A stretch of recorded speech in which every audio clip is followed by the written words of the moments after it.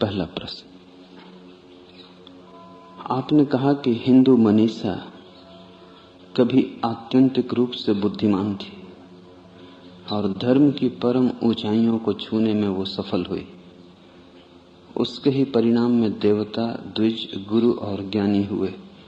उपनिषद, गीता, धम्मपद और जिनवानी हुई। फिर क्या कारण है कि वही जाति 1000 वर्षों से पतन के महागिर्त में गिरी और उसके उठने के कोई आसार नजर नहीं आते?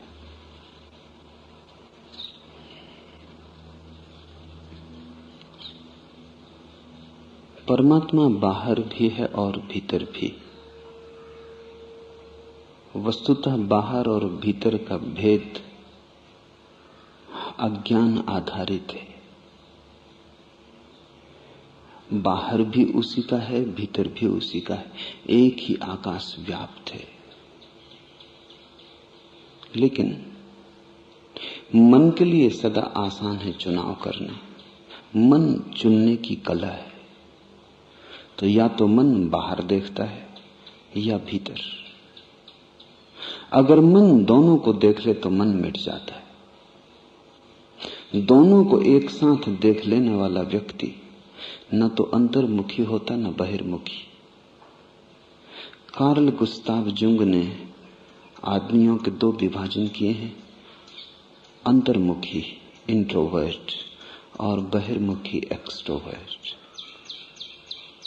अंतर्मुखी धीरे धीरे बाहर से संबंध छोड़ देता है, बहिर्मुखी धीरे धीरे अंतर से संबंध छोड़ देता है। दोनों के जीवन एकांगी हो जाते हैं। जैसे तराजू का एक ही पलड़ा भारी हो जाता है तो एक जमीन छूने लगता है, एक आकाश में अटक जाता है। चाहिए ऐसा जीवन का तराजू कि कांटा मध्य में सदा रहे, बाहर और भीतर दोनों समान अनुपात में सधे। ये अब तक नहीं हो पाया। पूरब ने भीतर को साधने में बाहर की उपेक्षा कर दी। वहीं पूरब का पतन हुआ, वहीं भारत गिरा और अब तक नहीं उठ पाया। पश्चिम ने बाहर को संभालने में भीतर खो दिया। दोनों के आकर्षण हैं, दोनों के लाभ, दोनों की हानियां हैं। अंतर्मुखी व्यक्ति शांत हो जाता है, जीवन में तनाव कम हो जाता है, भाग दौड़ रुक जाती है। लेकिन अंतर्मुखी व्यक्ति अगर अतिशय से अंतर्मुखता से भर जाए तो धीरे धीरे दीन हो जाएगा। शांति तो रहेगी लेकिन दरिद्र हो जाएगा। भीतर तनाव ना रहेगा लेकिन बाहर जीवन की सुख सुविधा खो जाएगी। बहिर्मुखी व्यक्ति बाहर तो बड़ा आयोजन कर लेता है, भीतर चिंता से भर जाता है। तो बाहर तो बहुत सुख हो जाएगा, भीतर उसी मात्रा में दुख संग्रहित हो जाएगा। भारत की मनीषा ने बड़े ऊंचे शिखर छुए, लेकिन वे शिखर अंतर्मुखता के थे, अधूरे थे। परमात्मा पूरा न था उनमें। पश्चिम ने बड़े शिखर छू लिए। पश्चिम के भवन पहली दफा गगनचुंबी हुए, आकाश को छू रहे हैं। बड़ा फैलाव है विज्ञान का, शक्ति बड़ी है विनाश की, सृजन की। लेकिन भीतर आदमी बिल्कुल ही पीड़ा, ग्लानि, पाप, अंधकार से भरा है। बाहर तो खूब रोशनी हो गई है, बाहर की रात तो करीब करीब मिट गई, भीतर की रात अमावस हो गई है। वहां चांद का कोई दर्शन ही नहीं होता, वहां तारे भी छिप गए। और ध्यान रखना कि मन को हमेशा सुविधा है 2 में से एक को चुनना, क्योंकि मन द्वंद है। एक को चुनो, द्वंद जारी रहता है, संघर्ष जारी रहता है। दोनों को एक साथ चुन लो, द्वंद मिट जाता है, अद्वैत फलित हो जाता है। न तो पश्चिम अद्वैतवादी है और न पूरब। कभी कभी इक्के दुक्के लोग अद्वैतवादी हुए हैं, कोई समाज, कोई राष्ट्र अभी तक अद्वैतवादी नहीं हो पाया। जो कहता है कि ब्रह्म ही है और माया नहीं है, वो भी अद्वैतवादी नहीं है, क्योंकि वो माया को इनकार कर रहा है, एक को इनकार कर रहा है। उसका एक का स्वीकार दूसरे के इनकार पर निर्भर है, और जिसे तुमने इनकार किया है उसकी कमी खलती रहेगी। कितने ही जोर से इनकार करो, तुम्हारे इनकार करने में भी पता चलता है कि तुम उसे स्वीकार करते हो, अन्यथा क्या जरूरत है कहने की। सुबह जाग के तुम दुनिया को थोड़ी समझाते हो कि रात जो देखा वो सपना था, झूठा था, लेकिन ब्रह्मज्ञानी समझाए फिरता है सब संसार माया है। अगर है ही नहीं तो कृपा करके बंद करो बकवास, किसके संबंध में बता रहे हो? अगर संसार माया है तो किसको समझा रहे हो? क्योंकि जिसको तुम समझा रहे हो वही तो संसार है। अगर संसार माया है तो किसको छोड़ के जा रहे हो? माया को कोई छोड़ के जा सकता है? जो है ही नहीं उसे छोड़ोगे कैसे? सपनों का किसी ने कभी त्याग किया? सपने जाने जा सकते हैं, त्याग क्या होगा? त्याग कैसे करोगे? कुछ भी तो नहीं है हाथ में जिसको छोड़ दोगे, सपना है। लेकिन जिनको तुम ब्रह्मज्ञानी कहते हो माया का त्याग करते हैं, संसार को छोड़ते हैं और समझाए चले जाते हैं कि सब माया है, सब सपना है। किसको समझाते हो? लगता है खुद को समझाते। आधे को छोड़ दिया है, उसकी पीड़ा खलती, वही दुख प्रवचन बन जाता है, वही दुख समझाना बन जाता है। वो तुम्हें नहीं समझा रहे, वो अपने को ही समझा रहे हैं, क्योंकि वो आधा मांग कर रहा है कि मुझे स्वीकार करो, उसे उन्हें सतत इंकार करना होता है। पश्चिम में ठीक उल्टी बात चलती, वो ये है कि पश्चिम के विचारक कहे जाते हैं कि ईश्वर नहीं है। इसमें तुम थोड़ा समझो, वो कहते हैं ईश्वर है ही नहीं, आत्मा है ही नहीं। जो नहीं है उसके पीछे क्यों पड़े हो? एक दफा कह दिया, बात खत्म हो गई, शांत हो जाओ। और जो नहीं है उसे न होने के लिए, सिद्ध करने के लिए बड़े बड़े शास्त्र क्यों लिखते हो? ऐसे लोग हैं जिनका पूरा जीवन इसी में लग जाता है, सिद्ध करने में कि ईश्वर नहीं। और वो कोई छोटे मोटे लोग नहीं, बर्टन रसल जैसे विचारशील लोग, वो भी इसमें लगा देते हैं समय को कि ईश्वर नहीं, जैसे ये कोई बहुत महत्वपूर्ण बात है। जो है ही नहीं उसको सिद्ध क्या करना है? उसका मूल्य ही क्या है? इसे तुम समझोगे तो तुम्हें रहस्य समझ में आ जाएगा। पश्चिम सिद्ध करता है आत्मा नहीं है, ईश्वर नहीं है। पूरब सिद्ध करता है संसार नहीं है, बाहर सब माया है। दोनों की तरकीब यह है कि एक बच जाए तो सुविधा हो जाए। पश्चिम कहता है भीतर नहीं है, बाहर है। लेकिन बाहर कैसे हो सकता है बिना भीतर के? तुमने कोई ऐसी चीज देखी जिसमें बाहर ही हो और भीतर ना हो? बाहर के साथ भीतर जुड़ा है, नहीं तो तुम उसे बाहर भी कैसे कहोगे? हम मकान के बाहर बैठे हैं क्योंकि मकान का भीतर भी है। अगर भीतर हो ही ना तो इस जगह को तुम मकान के बाहर कहोगे? किस कारण से कहोगे? किस अपेक्षा से कहोगे? भीतर के आधार पर ही कुछ बाहर होता है।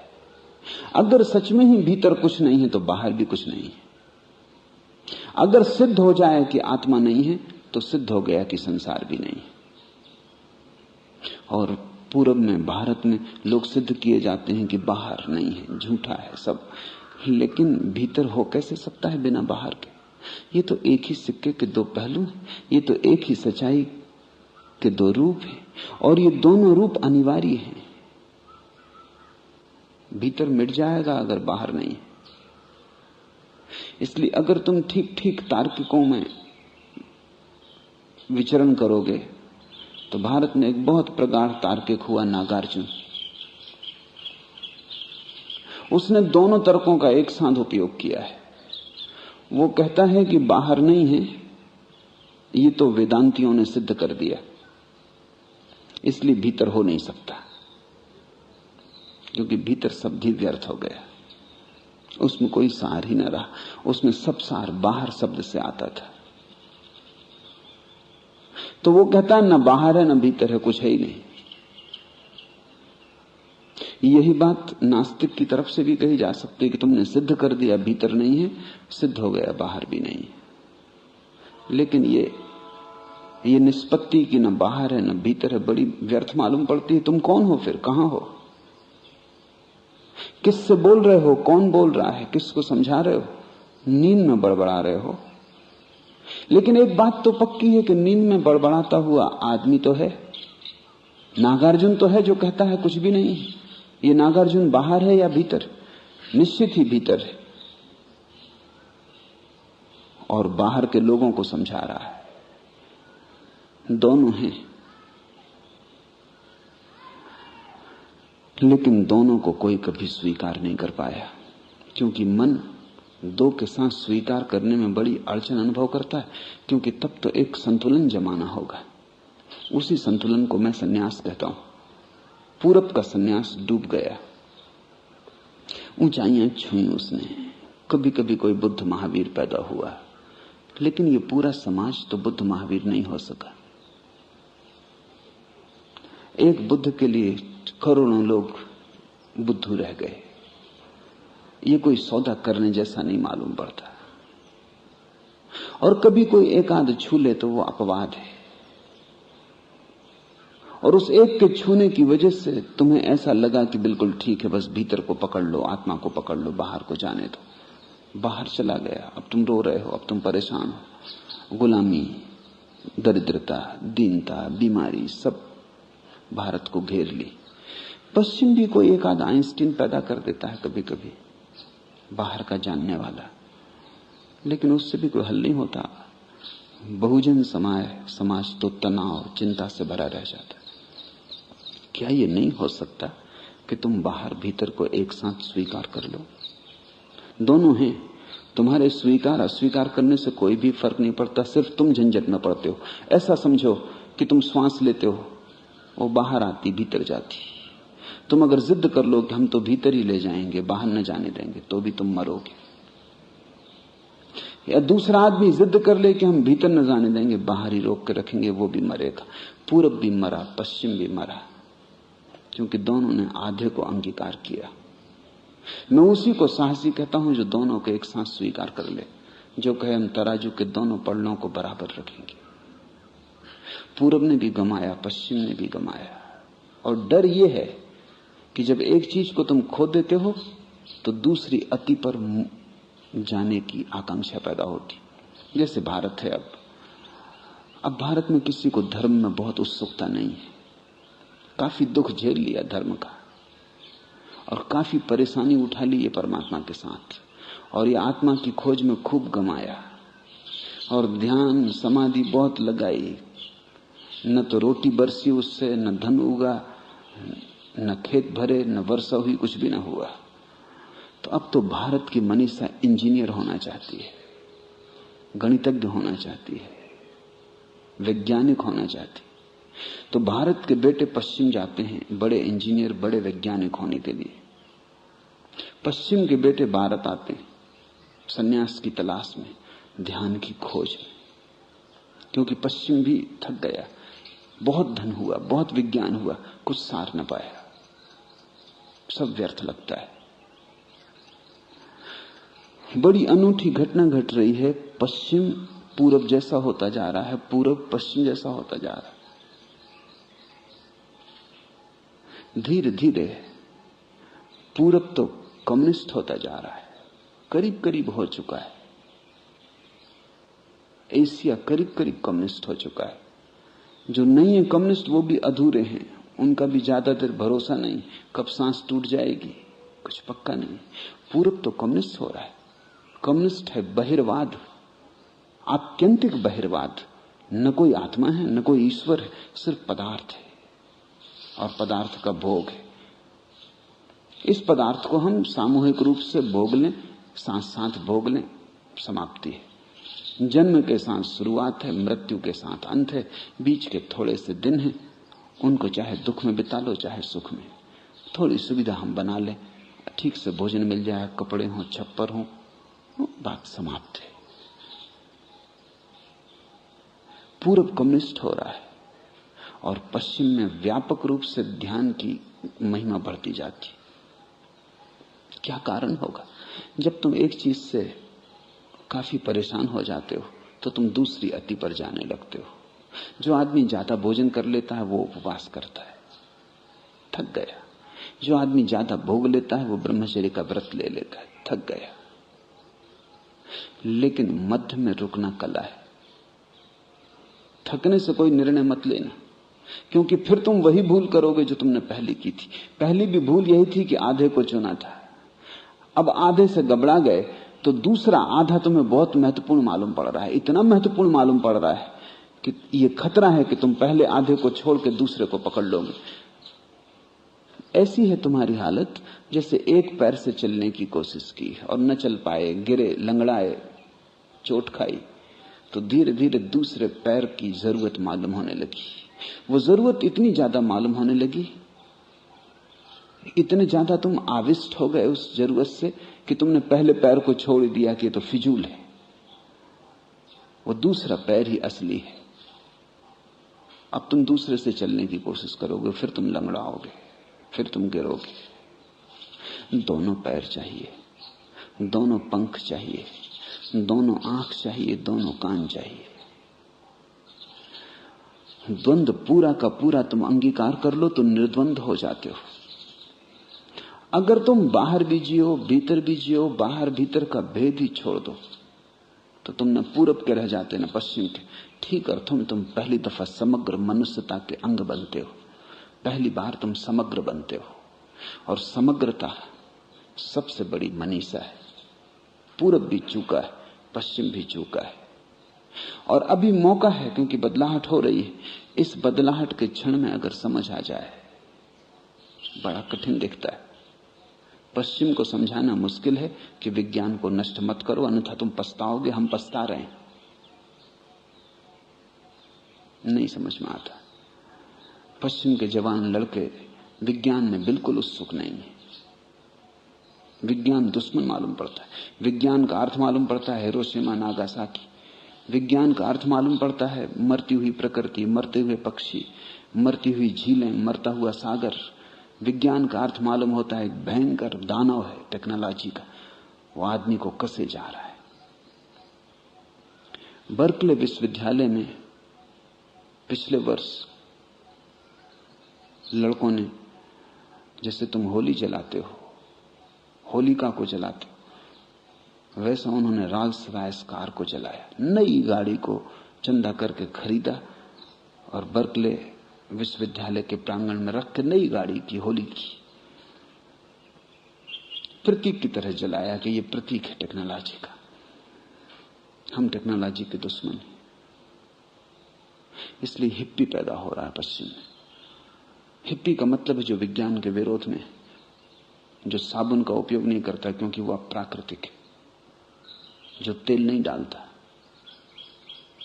क्योंकि वो तो सब बाहर का रंग रोगन है,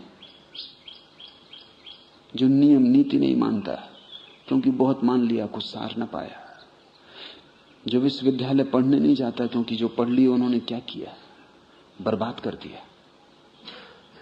विज्ञान में उसकी उत्सुकता नहीं है, बिजली में उसको रस नहीं है।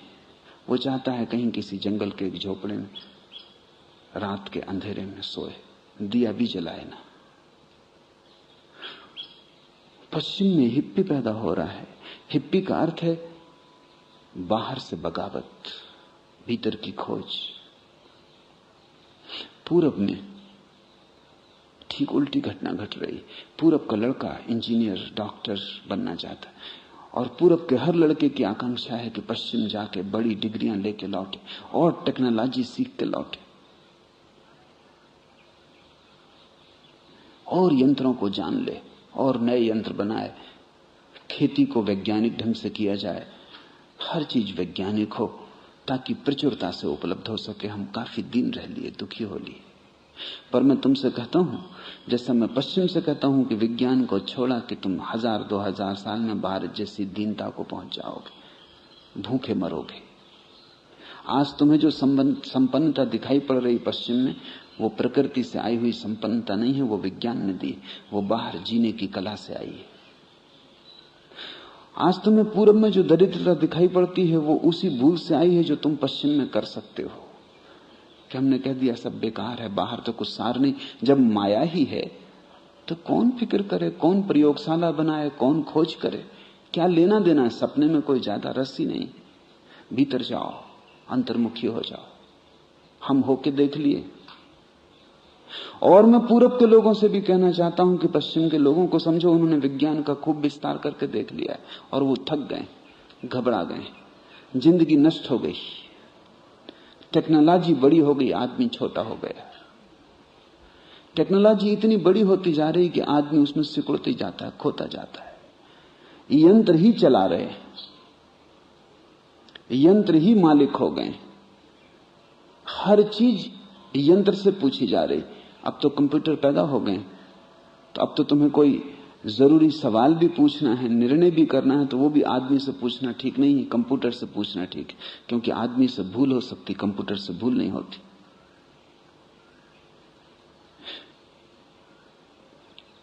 कंप्यूटर तुम्हें बता देगा कि इस स्त्री से विवाह करना उचित है या नहीं। तुम दोनों अपने अपने जीवन की संक्षिप्त रूपरेखा कंप्यूटर को दे दो, वो हिसाब लगा के बता देगा कि इस स्त्री से तुम्हारा कैसी जिंदगी रहेगी। साथ रहोगे तो कितना झगड़ा होगा, कितना मेल होगा, कितनी कलह रहेगी। जो ज्योतिषी कभी नहीं कर पाए वो कंप्यूटर आसानी से कर देता है, क्योंकि दोनों के गुणों को वो पहले समझ लेता है, फिर दोनों के गुणों का पूरा गणित लगा देता है। वो कह देता है कि 60% सफलता होगी, 40% असफलता होगी। अगर 40% असफल होने को राजी हो कर लो, अन्यथा दूसरी स्त्री खोजो। सभी चीजें धीरे धीरे यंत्र के हाथ में चली गई। पश्चिम ने करके देख लिया, थक गया। तुम भी करके देख लिए, तुम भी थक गए।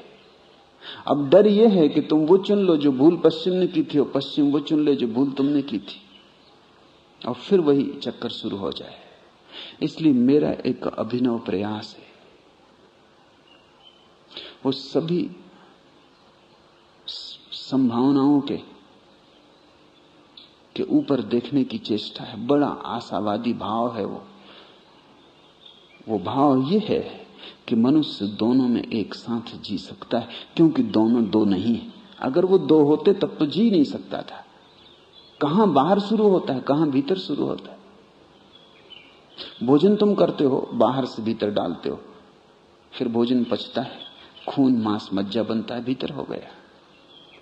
न केवल भोजन पच के भीतर बन जाता है, फिर भोजन की ही सूक्ष्म ऊर्जा उठती है और विचार बनती है, सपने बनती, कविता का जन्म होता है। कविता को तो बाहर न कहोगे, प्रेम को तो बाहर न कहोगे। जब तुम किसी स्त्री के प्रेम में पड़ जाते हो तो तुम कहोगे ये भीतर से आ रहा है कि बाहर से, ऐसे तो भीतर कहोगे। लेकिन भूखे भजन न होई गोपाला, भजन भी पैदा नहीं होता भूखे को, तो प्रेम कैसे पैदा होगा? वो भी भोजन की ही सूक्ष्मतम ऊर्जा है जो प्रेम बनती, भजन बनती। इसलिए तो उपनिषदों ने कहा अन्न ब्रह्म है। बड़े गहरे लोग रहे होंगे। अन्न और ब्रह्म को जोड़ दिया, बाहर और भीतर को एक कर दिया, क्या बचा? अन्न तो छोटी से छोटी चीज है और ब्रह्म बड़ी से बड़ी चीज है। लेकिन उपनिषदों ने कहा अन्नम ब्रह्म, अन्न ब्रह्म है। छोटे से छोटा, बड़े से बड़ा है, बाहर से बाहर भी भीतर से भीतर है, भीतर से भीतर भी बाहर से बाहर है।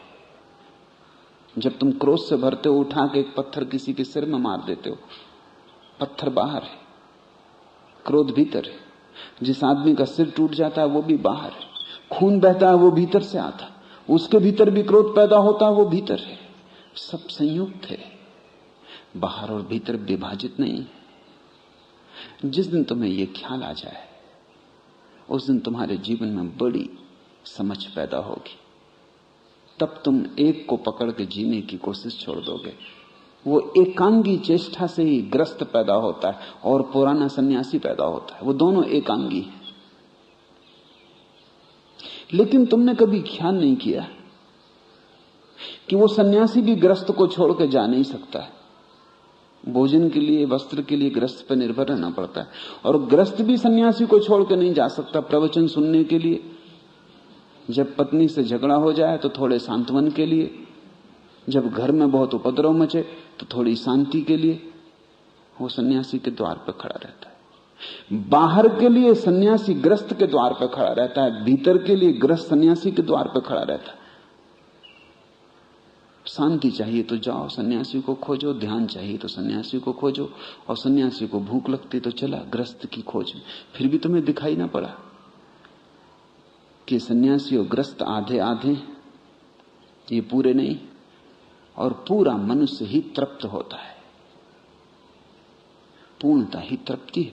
और पूर्णता का एक ही उपाय मैं जानता हूं, दूसरा उपाय है भी नहीं। और वो पूर्णता यह है कि तुम सन्यासी और ग्रस्त एक साथ हो जाओ। तुम रोटी अपने ही ग्रस्त से मांग लो, दूसरे ग्रस्त से मांगने की क्या जरूरत है? जो तुम ही कर सकते हो उसके लिए दूसरे के द्वार पे जाने की क्या जरूरत है? और शांति भी तुम अपने ही साथ लो, किसी से क्या मांगना है? दोनों तुम्हारे भीतर उपलब्ध हैं, तुम व्यर्थ ही भिखारी बन जाते। बटे हुए सन्यासी भी भिखारी हो जाता है, ग्रस्त भी भिखारी हो जाता है। अनबटा अखंड तुम दोनों हो जाते हो। दोनों जो एक साथ है वही अद्वैत को उपलब्ध है। भारत की गरिमा ने बहुत कुछ पाया, लेकिन वो एकांगी था, इसलिए दुख उत्पन्न हुआ।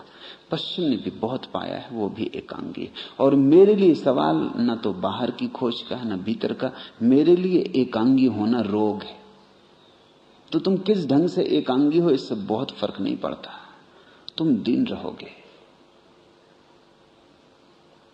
दोनों को साथ लो और अड़चन जरा भी नहीं। कई लोग मुझसे आके पूछते हैं कि दोनों को कैसे साधे। तुम कभी मुझसे नहीं पूछते कि दोनों सांस कैसे चलती, दोनों पैर कैसे चलते, दोनों हाथ कैसे चलते। सिर्फ इसी के लिए तुम क्यों पूछते हो? क्योंकि हजारों साल से तुमको यही सिखाया गया है कि दोनों में द्वंद्व है। दोनों में द्वंद्व है ही नहीं, साधना है ही नहीं, वो दोनों सधे ही हुए हैं। कृपा करके इतना समझ लो, सधे ही हुए हैं, नहीं तो तुम जी नहीं सकते। प्रतिपल बाहर से भीतर जा रही है ऊर्जा, भीतर से बाहर आ रही। तुम तो बाहर और भीतर के मिलन हो, द्वार हो, जहां से आकाश भीतर बन रहा है और पुराना आकाश जो जरा जीर्ण हो गया बाहर जा रहा है। नया आकाश भीतर आ रहा है, पुराना आकाश बाहर जा रहा है। नया भोजन तुम भीतर ले रहे हो, पुराना मलमूत्र होकर बाहर जा रहा है।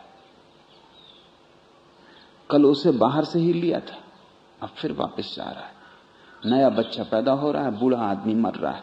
नया बच्चा बाहर आ रहा है, बूढ़ा आदमी कब्र में जा रहा है। कुछ भी नहीं है, सिर्फ बाहर और भीतर का संतुलन। बूढ़ा चुक गया, उसने बाहर से जो जो लेना था ले लिया, आप सब वापस लौटना है। प्रतिपल ऐसा हो रहा है। श्वास भीतर आ रही, बाहर जा रही। भीतर आती तब ऑक्सीजन से भरी हुई आती। भीतर ऑक्सीजन तो तुम्हारे खून में मिल जाती, तुम्हारा प्राण बन जाती। कार्बन डाइऑक्साइड शेष रह जाता है, वो बाहर जा रहा है, उसकी बाहर को जरूरत है। ये जो वृक्ष खड़े हैं, ये कार्बन डाइऑक्साइड पीने के लिए तुम्हारे पास खड़े। ये वृक्ष कार्बन डाइऑक्साइड को पिए जाते हैं। इसलिए तो जब तुम वृक्ष को जलाते हो तो कोयला पैदा होता है। कोयला यानी कार्बन। और वृक्ष ऑक्सीजन को छोड़ रहे हैं, उनकी श्वास की ढंग भिन्न है। वो कार्बन को पीते हैं और ऑक्सीजन को छोड़ते हैं। तुम ऑक्सीजन पीते हो, कार्बन को छोड़ते हो। बिना वृक्षों के तुम जिंदा न रह सकोगे। इसलिए पश्चिम में बड़ा आंदोलन इकोलॉजी का चल रहा है कि वृक्ष मत काटो, नए वृक्ष लगाओ। क्योंकि वृक्ष अगर सब कट गए, आदमी मर जाएगा। तुमने कभी सोचे नहीं कि वृक्ष से तुम्हारी जिंदगी जुड़ी थी? वो बाहर है, लेकिन एक क्षण को बिना वृक्ष के तुम नहीं रह सकते। वृक्ष तो चाहिए। वो शुद्ध कर रहा है हवा को तुम्हारे लिए, तुम उसके लिए तैयार कर रहे हो। तुम एक ही बड़े यंत्र के दो हिस्से हो। तुम्हारे बिना वृक्ष भी मुश्किल में पड़ेगा।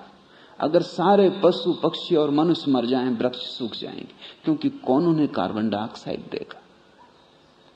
अगर सब वृक्ष काट डाले जाएं, आदमी पशु पक्षी सब मर जाएंगे, कौन उन्हें ऑक्सीजन देगा?